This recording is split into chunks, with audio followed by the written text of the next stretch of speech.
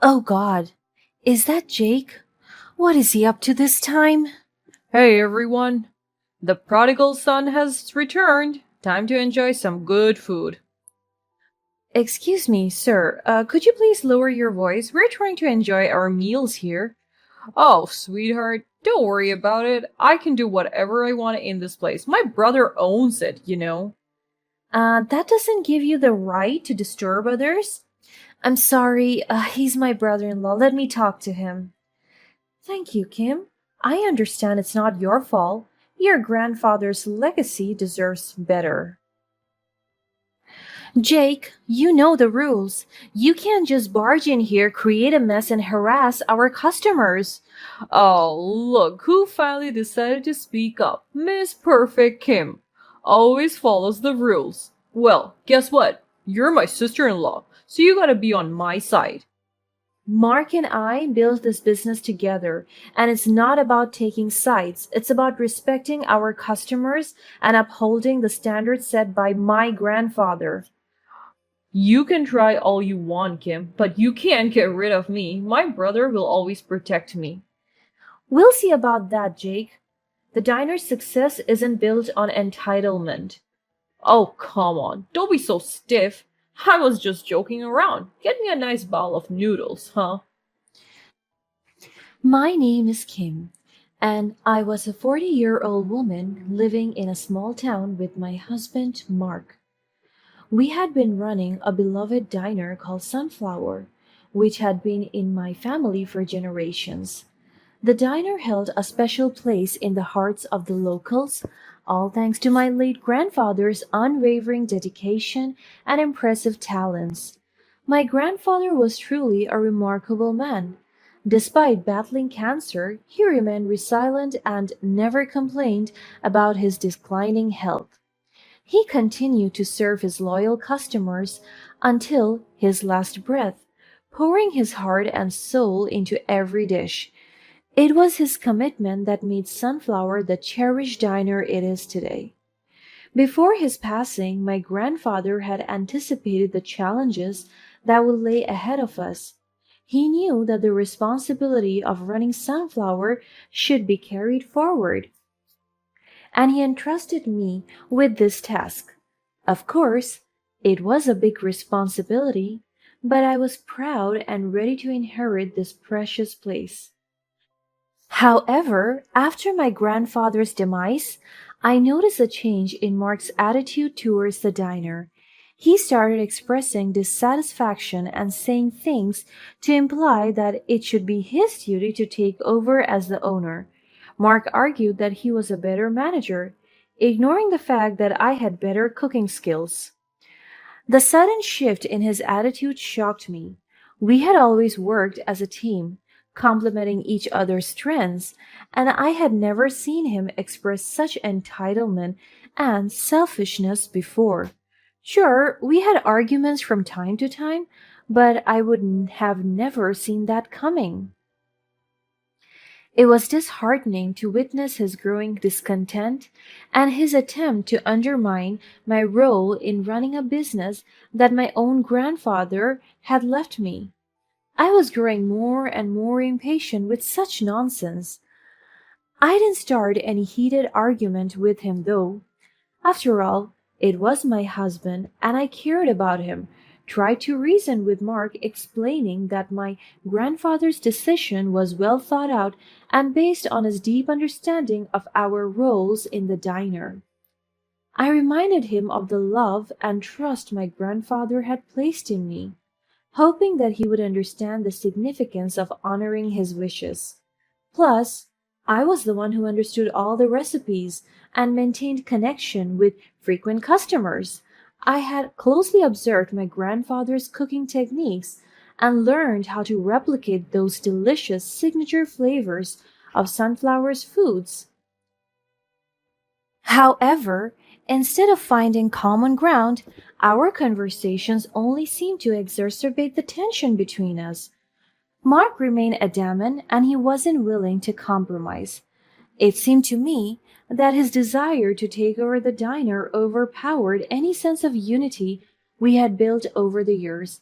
and it was truly heartbreaking to me. As days turned into weeks, I found myself torn between my love for Mark and my duty to carry on my grandfather's legacy. I felt an immense weight on my shoulders, unsure of how to navigate this strange situation. Sunflower used to be my safe place, but now it felt clouded by this terrible conflict, and I felt guilty for letting the argument happen in the first place. Despite such hardships, the diner was actually doing well. Under my management, Sunflower continued to flourish, much to the delight of our loyal customers. They marveled at the familiar flavors, saying that it felt as if my grandfather was still present in the kitchen, guiding my every move. Their praise and support served as a reminder that I was on the right path. At some point, it was the only thing that kept me moving. Little did I know that the challenges ahead were far from over. One day, Mark's younger brother Jake returned to town after a period of aimless wandering. Jake had always been a bit of a troublemaker, never holding on to one job for too long and often causing concern within the family. He had been moving from place to place, and at some point, no one knew where he was. His arrival brought mixed emotions because we all hoped that he had turned a new leaf, but at the same time feared the chaos he could potentially bring. Anyway, one of the first things Jake did was to pay a visit to the diner. However, his presence soon proved to be disruptive. I still remember that moment when I saw him walk past the door. I thought to myself, oh God, is that Jake? What is he up to this time? Hey everyone, the prodigal son has returned. Time to enjoy some good food. Excuse me, sir. Could you please lower your voice? We're trying to enjoy our meals here. Oh, sweetheart, don't worry about it. I can do whatever I want in this place. My brother owns it. That doesn't give you the right to disturb others. I'm sorry. He's my brother in law. Let me talk to him. Thank you, Kim. I understand it's not your fault. Your grandfather's legacy deserves better. Jake, you know the rules. You can't just barge in here, create a mess, and harass our customers. Oh, look who finally decided to speak up. Miss Perfect Kim. Always follows the rules. Well, guess what? You're my sister in law, so you gotta be on my side. Mark and I built this business together, and it's not about taking sides, it's about respecting our customers and upholding the standards set by my grandfather. You can try all you want, Kim, but you can't get rid of me. My brother will always protect me. We'll see about that, Jake. The diner's success isn't built on entitlement. Oh, come on, don't be so stiff. I was just joking around. Get me a nice bowl of noodles, huh? Didn't want to make a big deal out of it. I told him to move to a more secluded table and got him food.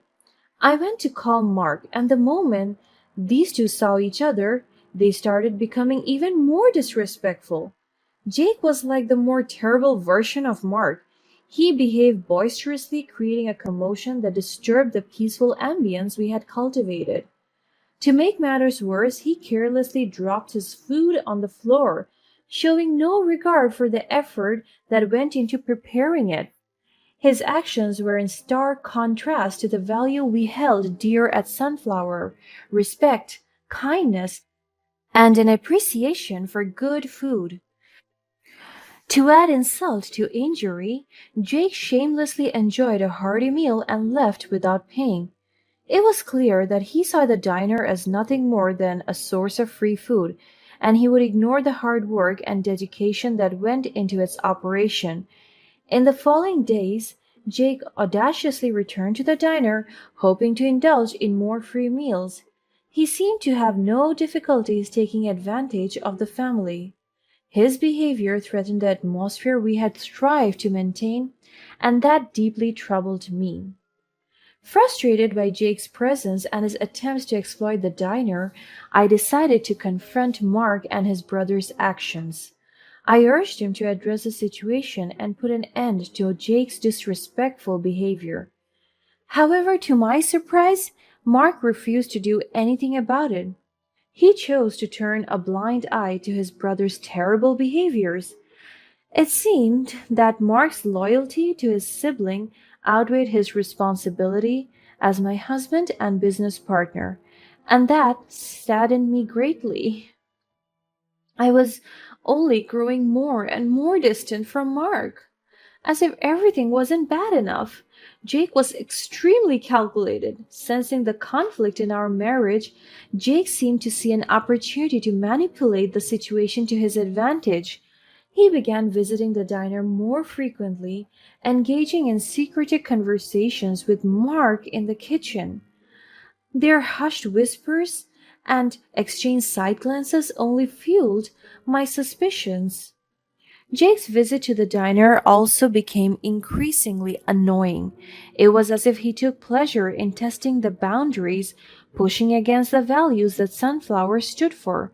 His audacity threatened to tarnish the diner's reputation. I was not just angry, I was tired. It was exhausting to keep up with their unnecessary drama. As a way to escape, I immersed myself in the art of cooking. I found joy in the kitchen like I have never done before. It was during those moments that I could momentarily block out their secretive discussions and concentrate on providing exceptional meals to our customers. I made it my mission to ensure that they remained happy and comfortable. I paid extra attention to their needs, going above and beyond to create a welcoming atmosphere. By providing exceptional service and quality meals, I hope to shield our customers from the discomfort Jake's presence caused. Slowly but surely, my efforts paid off.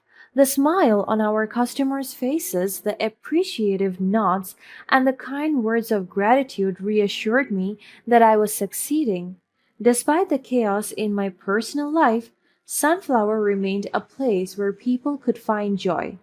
But of course, that meant I was working twice as much as I used to.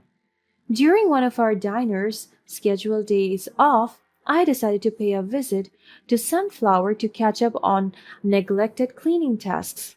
As I approached the door, I realized it was unlocked. A sense of unease washed over me as I cautiously stepped inside. Who would show up here today? It was supposed to be just me. To my disbelief, I found Mark and Jake seated at one of the tables, deep in conversations. They had architectural plans spread out before them, and it became clear they were planning a redecoration for the diner. Confusion clouded my thoughts as I tried to comprehend their motives. It felt like in my gut I knew exactly what was going on, but I couldn't quite accept it. Mark? Jake? What is going on here?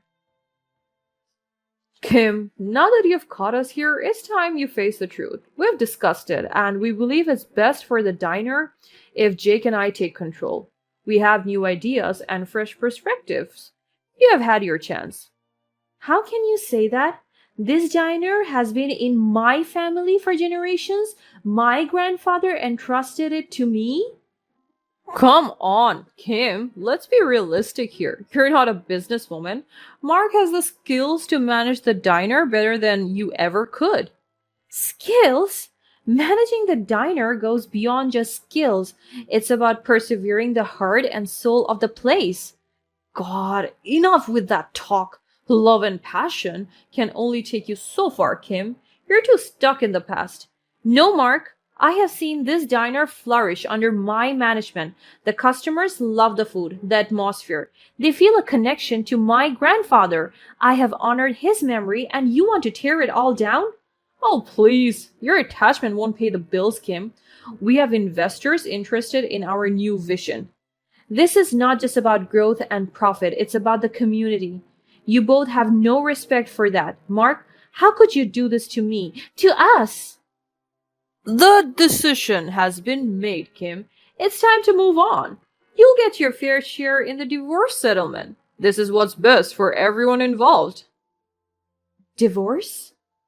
And you just decided to tell me this now? There was never a right time. Don't act so naive. You knew it was coming. Fine.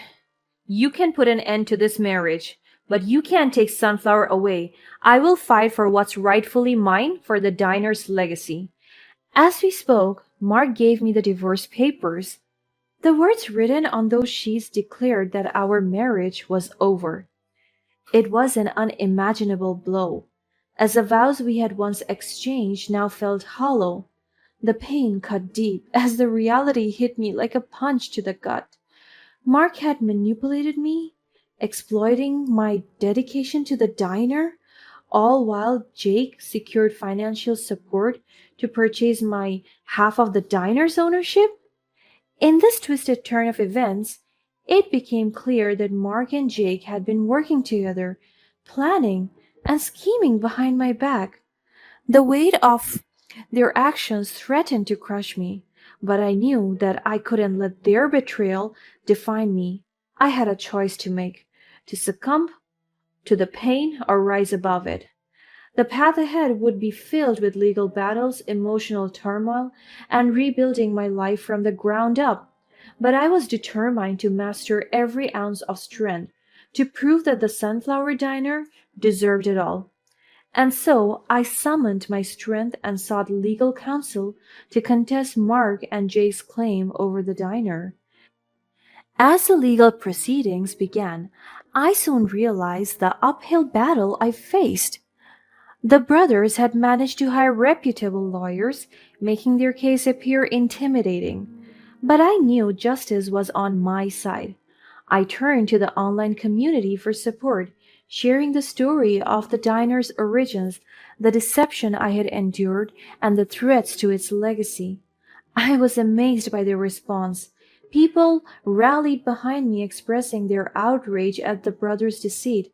The community organized peaceful protests, demonstrating their unwavering support for Sunflower and its rightful owner. Amidst the legal battles, a breakthrough occurred. As I delved deeper into my grandfather's will, hidden clauses surfaced. The will explicitly stated that only a direct descendant could be entrusted with the ownership of the diner. This revelation became a turning point in the case, exposing Mark and Jake's attempts to take control away from me. As the truth unfolded during the legal proceedings, it became evident to everyone involved that Mark and Jake's actions were driven by greed and manipulation.